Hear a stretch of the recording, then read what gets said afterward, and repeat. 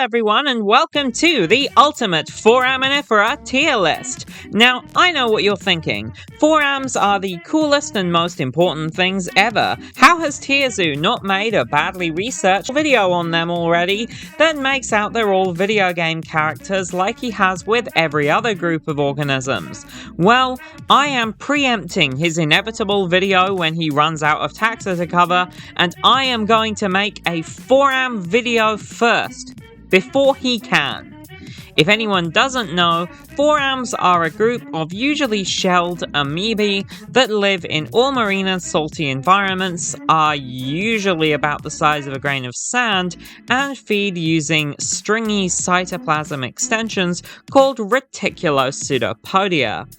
Anyway, I'm actually a Foram researcher. Forams are like my babies, so I'll make a way better terrible list video than Tierzoo ever would.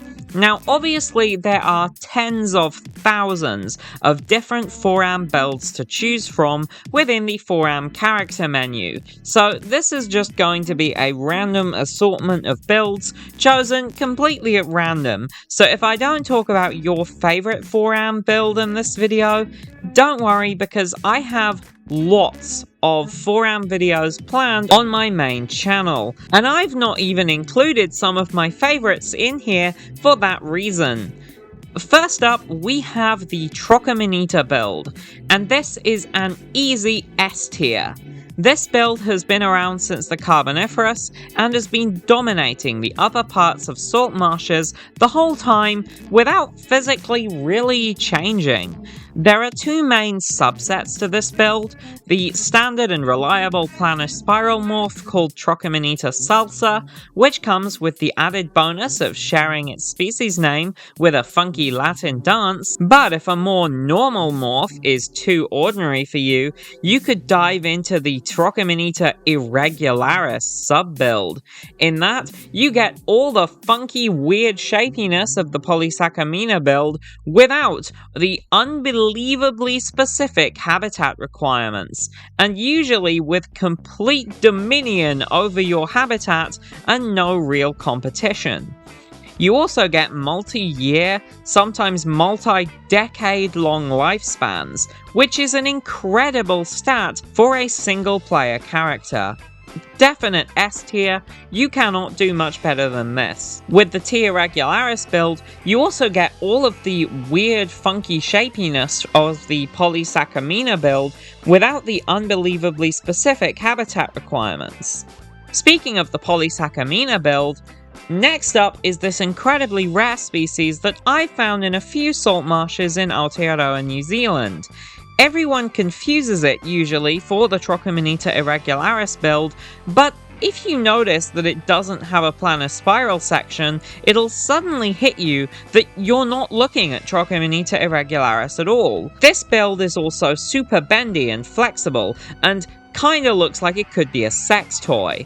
That's right, if you chose to play this build, you're a Polysaccharina hypohelena, a build so weird and unique that it gets its own entry on its list as a specific species. In D tier. Why is Polysaccharina hypohelena in D tier when it's one of my personal favourite Foram builds? Well, because on the basis of my observations, it seems to have such an extremely specific salinity requirement that if someone just builds a pond for birds in your salt marsh, you'll fricking die because the salinity will go down too much. Heck, if you choose this build, your requirements are so specific that you're basically never common except in Cheniere plain deposits, and there are barely any of those anywhere on Earth. Such ridiculous levels of specialization for a habitat that you don't even dominate means that any player who chooses this character option should really get their head looked at. Next up, we have the Tretomthalmus build. The overwhelming majority of forams are benthic, which means that they haven't yet unlocked the planktic skill, which allows them to float and attain the ability to feed on the bounteous harvest of phyto and zooplankton. But Tretomthalmus is special, because not only has it unlocked the planktic ability, but players who choose this skill get to start life in the benthic playfield before shifting to planktic play near to the end of their lives and floating away to pastures anew. This tactic has allowed them to spread far and wide, and their dramatically different final form has long made them a taxonomic headache thanks to their probably convergent similarities with the Discorbis build. Their unique ability to switch up and spec into multiple playstyles makes Tretomthalmus an easy S-tier build. For our next foram character, we have the Leptohalysis build. These guys are found throughout much of the world, especially in the northern hemisphere, and have managed to colonize everywhere, from the deep sea to the shallow tidal zones, which would be impressive if it weren't also true for tons of other species. So why is Leptohalysis in this tier list? Look at it! It looks like a stack of cups. S tier. Our next build is the Cornuspira build. This simple spiral can be found pretty much everywhere, from the deepest waters all the way into the shallows at the base of salt marshes, and their remarkable colonization ability is attributed by Hayward et al. In 1999 to their incredibly low density and thin shells, which mean that they easily get picked up from the seafloor in windswept, high-energy shallow water areas, travel for long distances in suspension in the seawater, and then slowly sink back down to the seafloor in low-energy settings like estuaries or in open water. In estuaries, they can even be found in very high numbers because of this. As a result, it can be said that Cornuspira has a unique high-level dispersal skill, and is a great option for adventurous players, especially if they spawn in shallow areas. Unfortunately, the Cornuspira build's almost paper-thin aragonite shell is also its Achilles heel, since it's so easily dissolved in even slightly acidic water that individuals being swept into an estuary, where they often are, where there are often salt marshes which have lots of peaty acidic soil, is very much like being swept into an acid bath. As a result, I sadly can't place Cornuspira in more than a B tier, still a great choice for players who love adventure and love living on the edge. Next, we have a build that poured all of its stats into size.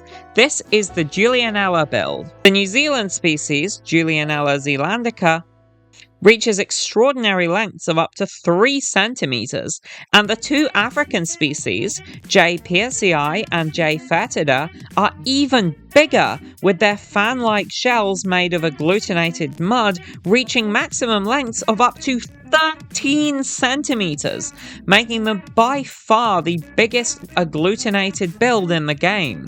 These shells are up to 3 millimeters thick and have a narrow, somewhat chambered space on the inside that the build's cytoplasm lives in.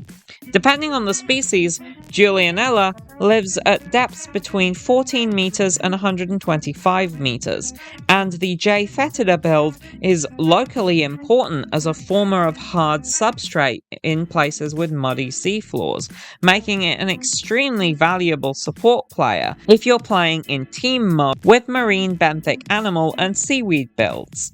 Unfortunately, Julianella is a detritus feeder, making it kind of gross to play as, and its cytoplasm is infamous for smelling really, really bad. Like, one of the species literally has the species name Fetida for how bad it smells.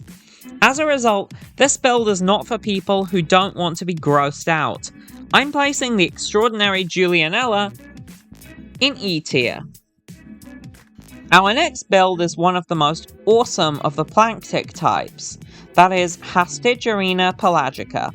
As we can see in this photo, This epic creature is one of the many cool builds that float around the oceans using their long, sticky, hair-like reticulo-pseudopodia to catch animal prey, like this much larger copepod. This species has a number of unique valuable features, like protective spines to ward off hungry shrimp builds in need of an HP boost, and most intriguingly of all, a unique to this species capsule of what looks like bubble wrap protecting its interior. And who doesn't like bubbles?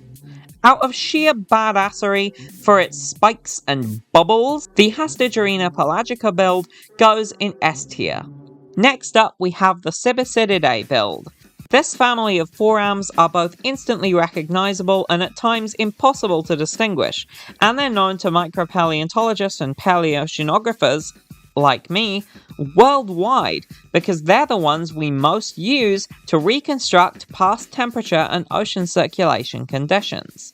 That's because this family of calcareous forams are very common and ubiquitous across basically all marine habitats, and because the oxygen isotope chemistry of forams, as well as things like the magnesium to calcium ratios in the shells of calcareous species like these ones, can be used to calculate past seawater temperatures.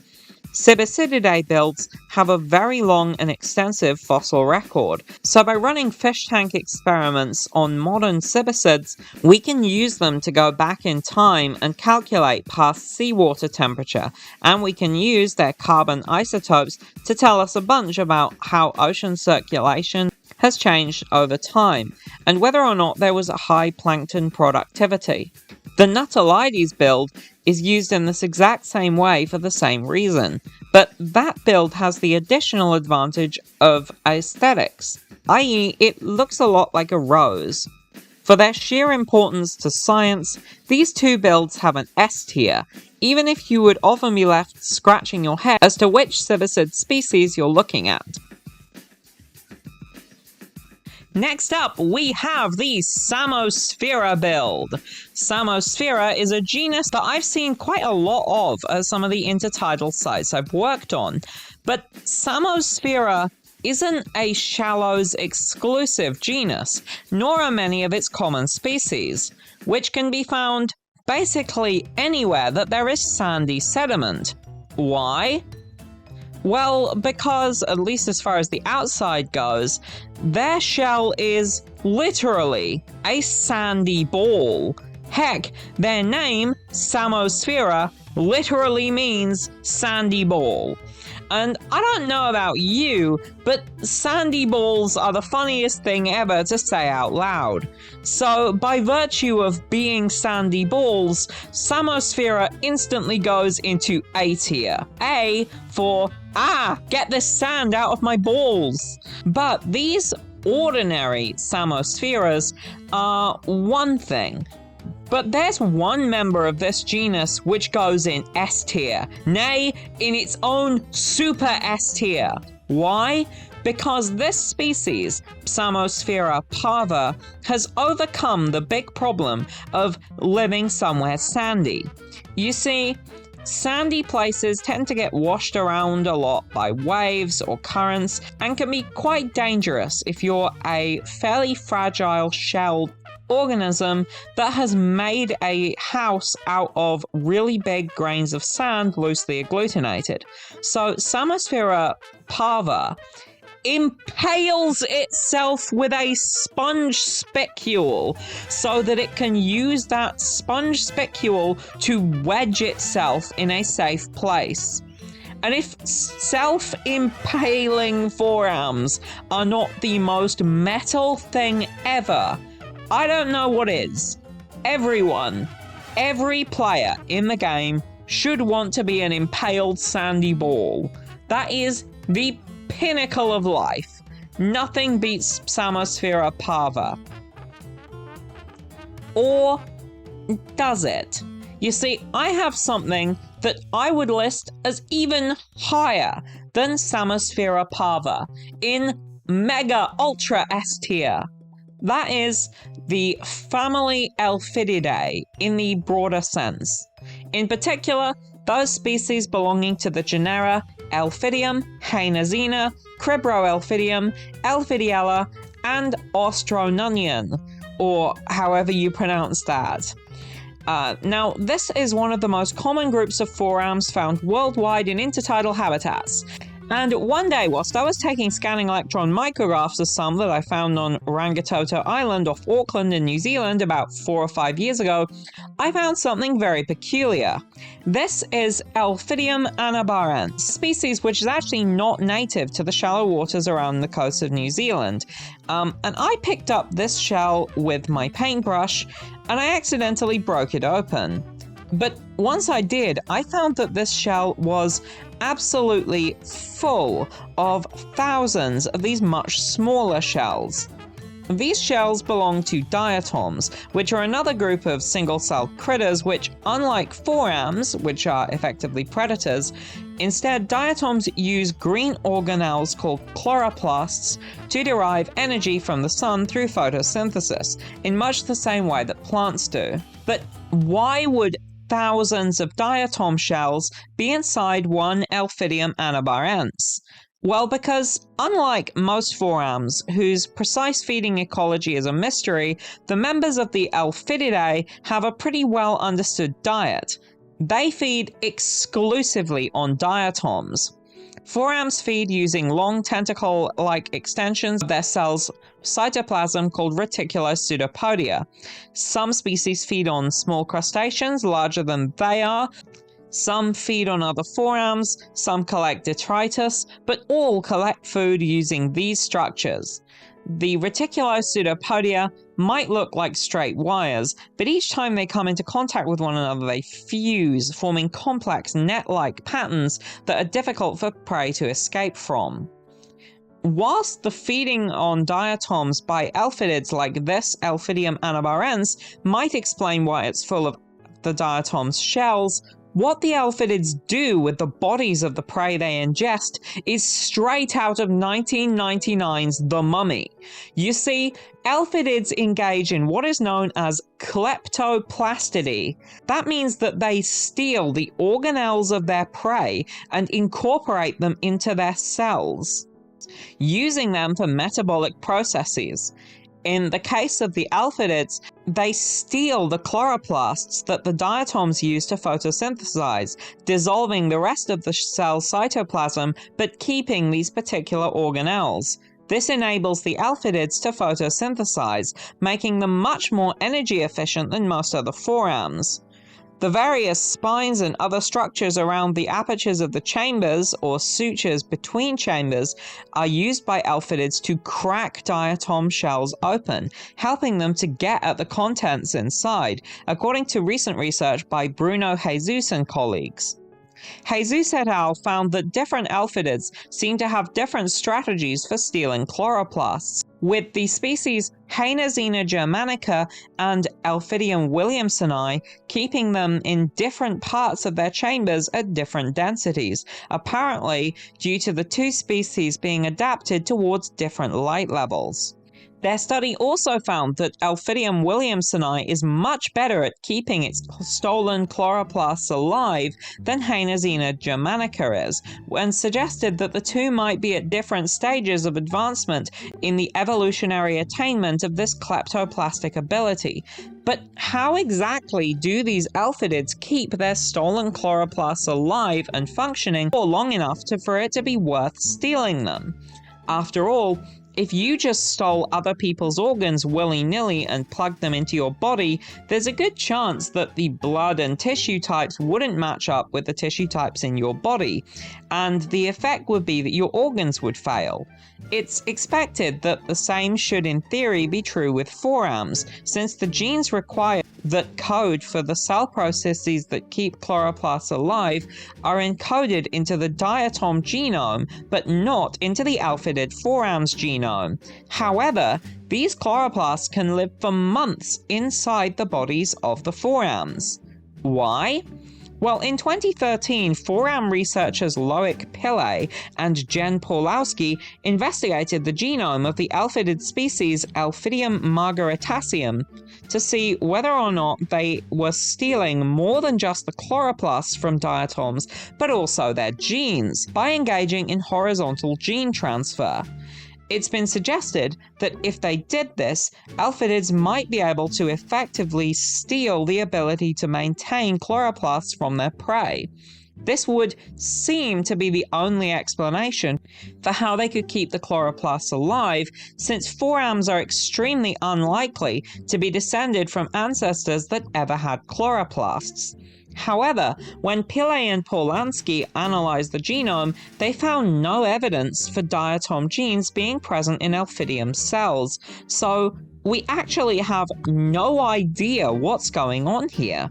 And the frustrating beauty of science is that not every question yet has an answer.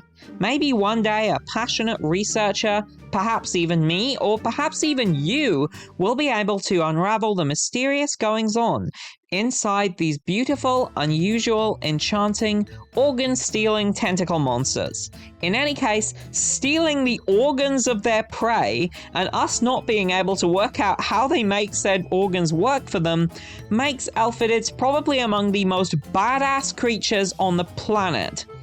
Elphidids therefore have to go well above the tier list.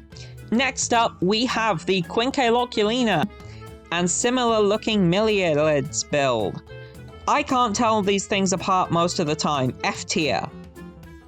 Wait, what do you mean you want me to justify putting probably the most successful group of forams worldwide with incredibly robust tests that are very damage resistant in F tier?